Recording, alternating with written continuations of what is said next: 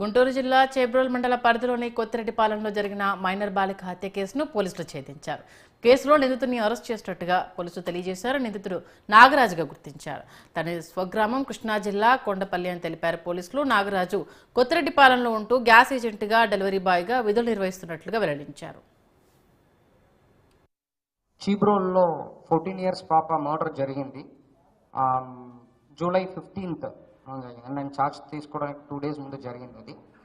So దానిలో మన ముద్దాయిని అరెస్ట్ చేయడం జరిగింది. సో మనకి ఒక 4 months దగ్గర అయింది అక్యూజ్డ్ అరెస్ట్ చేయడం.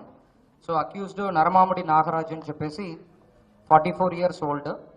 సో ఈ స్టోరీ క్రక్స్ ఏంటంటే ఈ నరమామిడి నాగరాజుకి తర్వాత విక్టిమ్ అమ్మాయి ఎవరు ఉన్నారో వాళ్ళు మదర్కి ఇల్లీగల్ రిలేషన్షిప్ ఉంటాయి.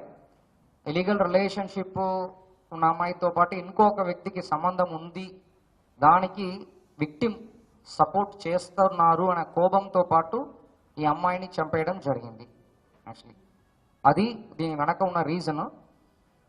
ఈ వ్యక్తి పైన ఆల్రెడీ 2012లో ఆల్రెడీ ఒక మర్డర్ కేసు ఉండడం ఉంది యాక్చువల్లీ ఇబ్రాహీంపట్నంలో.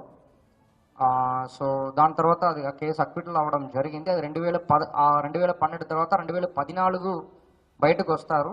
జైలు నుంచి బయటకు వచ్చిన తర్వాత 16 చీబ్రోలో వస్తారు. 2016లో